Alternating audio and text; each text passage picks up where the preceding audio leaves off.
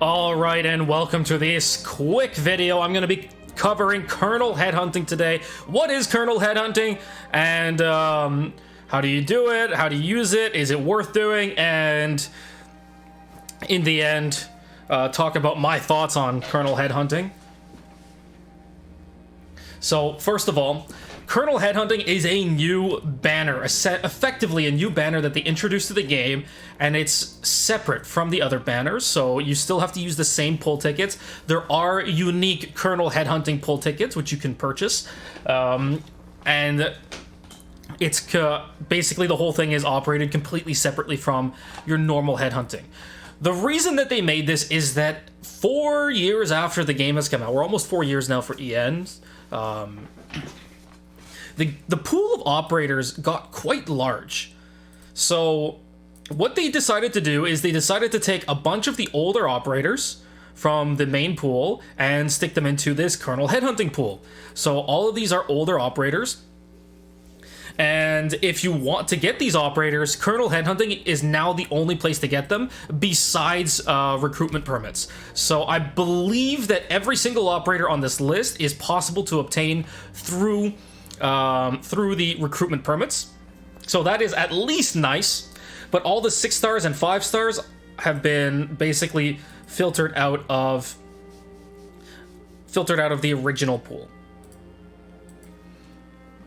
So whenever you're doing roles for any of these main banners, you will not be able to get kernel headhunting, and vice versa. If you're doing kernel headhunting, you will not be able to get operators from the other pools. So they're keeping the 5 stars and 6 stars separate going forward. Now, is this a good thing? Is this a bad thing? I'll talk about more later, but you can see that kernel headhunting permits are sold separately. They're made a little bit cheaper. So if you do need these operators in the future, you do have certain ways to get them. You also, depending on how many blue certs, so kernel headhunting comes with its own set of certifications, certificates, called universal certificates, and these are what people will refer to as blue certs. Now, the income rate between blue certs and gold certs is different. It's inherently different. So you get far more blue certs per role than you do in gold certs per role in the main banners, in the other pool, the main pools. So it's much easier to build up to outright purchase a 6-star through the kernel headhunting than it is through the standard headhunting, or the we'll just call it the main pool headhunting. That being said, your blue certs do less in this certificates exchange. You have less things that you can spend them on. You can't get royal tokens. You can't get any of these materials. You can't go and buy more headhunting permits with your blue certs. You can only exchange them for more blue cert roles. But the inherent value of each token that you get is higher. Now, when you roll in the kernel headhunting program, you get different types of tokens. So they'll say kernel token inside. I did a test roll for the sake of actually testing and seeing how it works, because it was a little confusing in the original text that they put out for this. But instead of just being whoever operator's token, it is whoever operator's kernel token. And the game will default to using kernel tokens over the original tokens when presented. So especially recently, you may have been seeing pop-ups saying, oh, but you don't have any kernel tokens. Are you sure you want to use the normal token to raise your potential on the character? And I know a lot of people were getting that recently with Humus. So when they were raising the potential of Humus, it was popping up saying, well, you don't have any kernel tokens left. You still want to use the normal token because the normal token is worth gold certs. Funny enough, it wasn't appearing for the 5 and 6 stars, but only for the 4 stars, or maybe it was appearing for the 5 stars. Well, I only got 1 cement, so I don't know. So effectively, kernel headhunting is separating the pools.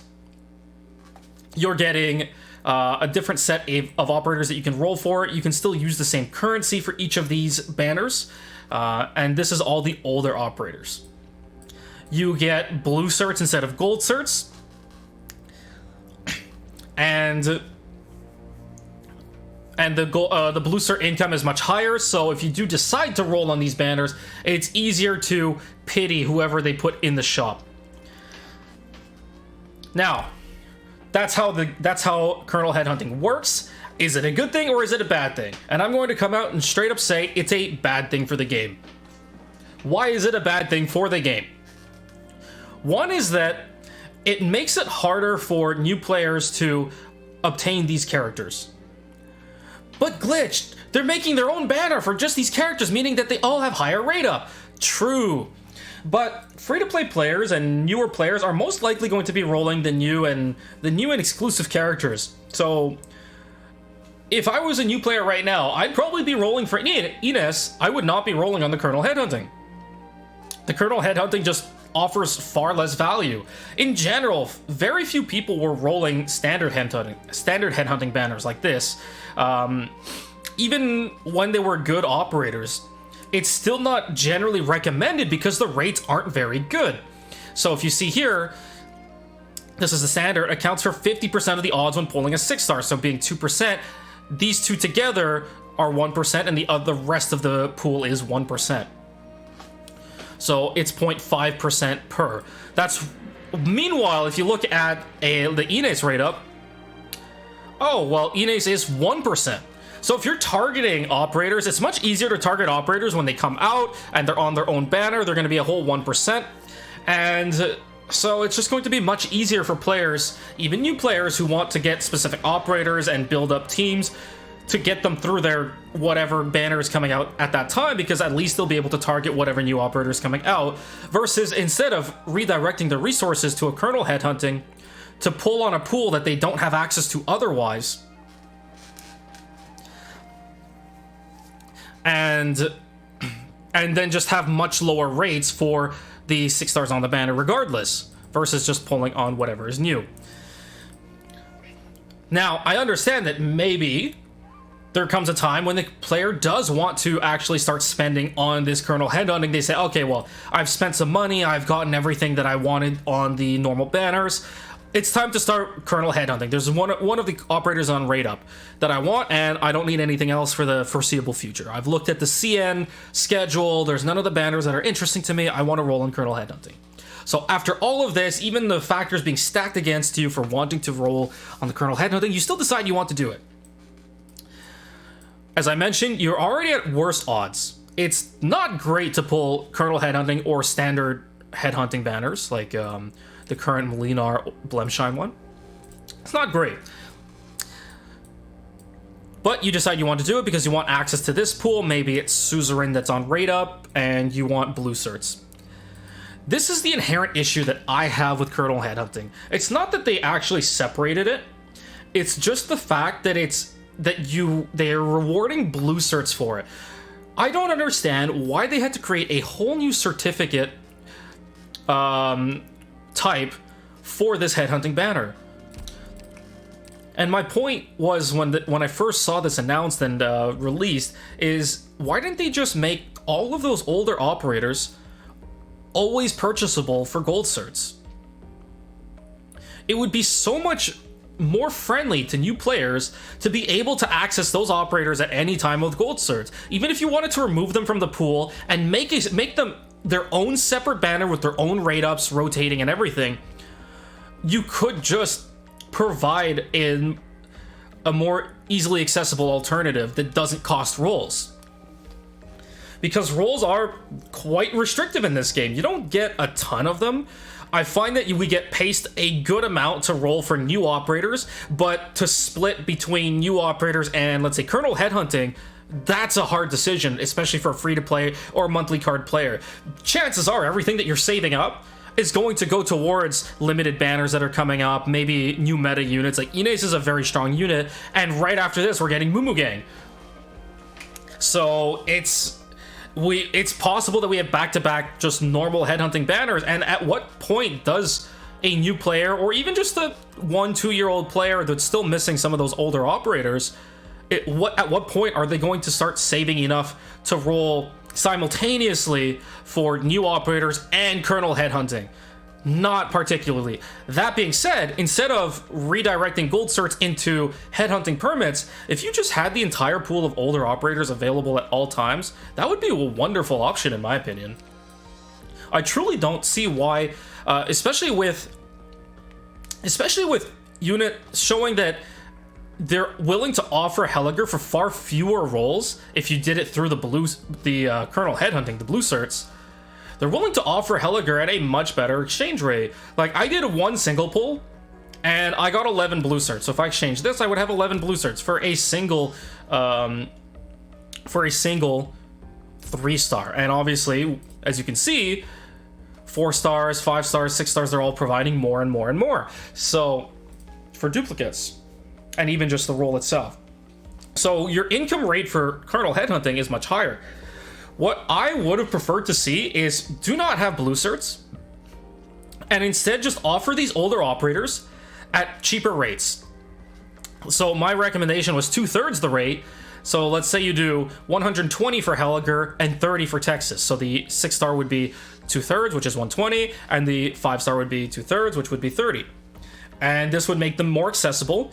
So instead of people targeting newer ops with their gold certs, they could be slowly building up and collecting on their older operators using gold certs, instead of reinvesting them into, let's say, more roles, or having to reinvest them into, you know, currently available operators. It would make a more cost efficient, especially since some of those units are not necessarily the best, but there are some meta units in that pool, but it at least provides a cost-effective route for players to attend to that. Meanwhile, kernel headhunting is not actually cost-effective. That's the problem with it. It's not cost-effective, so we're putting a whole pool of older operators together, and it's not cost-effective for the players. So, yeah, that's my problem with it.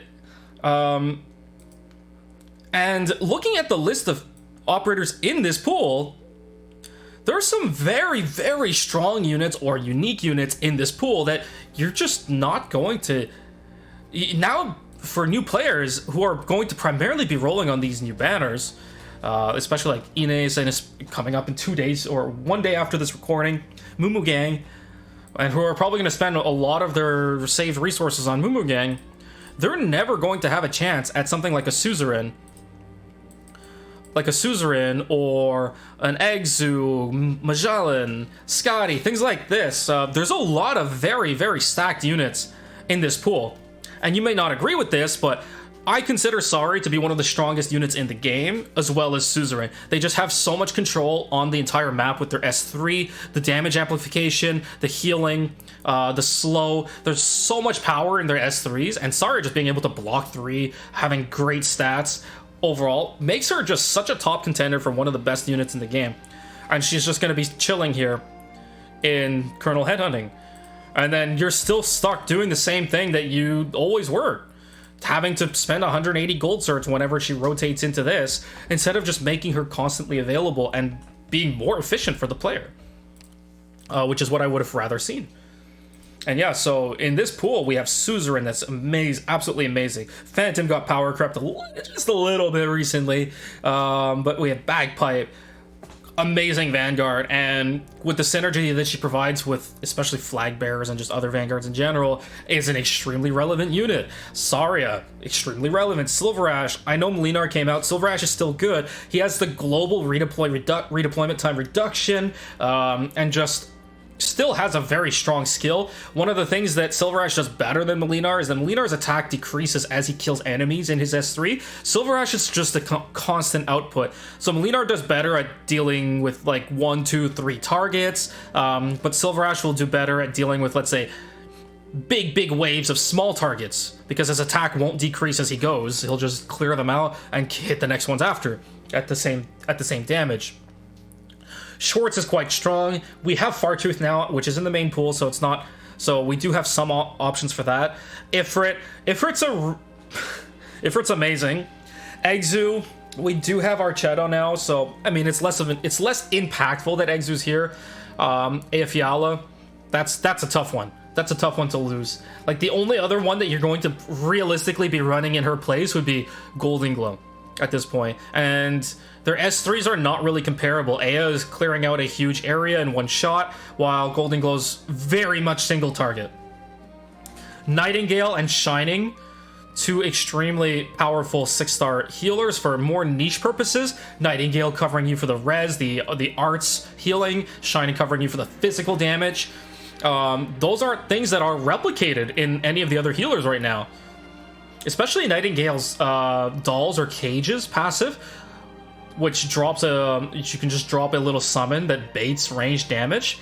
You're not getting that in other operators, especially not other healers in the same format that you're getting with these two. So losing these operators really hurts, and losing the possibility of getting them at least passively while you're aiming for your other more meta standard units, or that are more meta new releases that you're aiming for.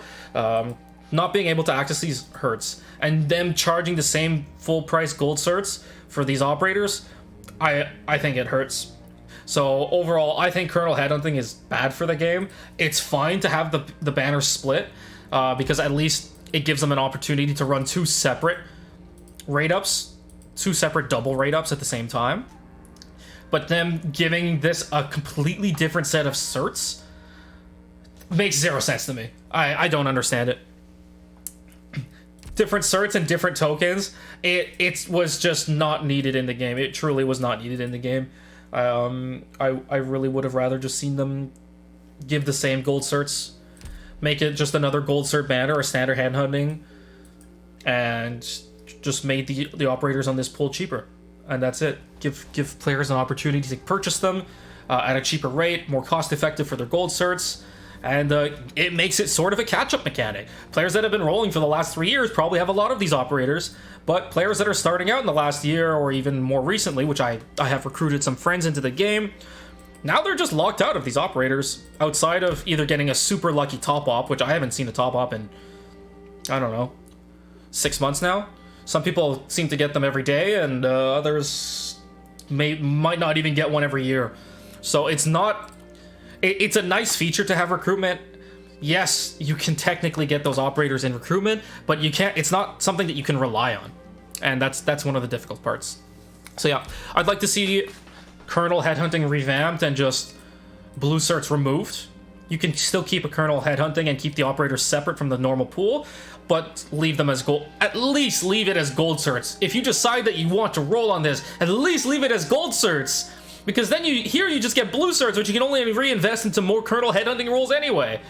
So you're just stuck in this endless loop of either rolling Kernal Headhunting, and that those resources being like permanently stuck to Kernal Headhunting, or you just roll the normal stuff, which is, you know, more effective for you. And at least rolling on the normal banners, those gold certs, you can use them to buy Kernal Headhunting ops when they come out. But you can't do it vice versa, so I don't have Blemshine available for these blue certs. So yeah, it's a bit shitty, I find. I really would have rather seen... I really truly believe that this was not a good move on Hypergriff's part, and I would have preferred to see them have that split. Alright, well, anyway, that's it for Kernal Headhunting. That's it for my thoughts on Kernal Headhunting. Hopefully, I let me know if you agree with it or not, and yeah, I'll see you next time.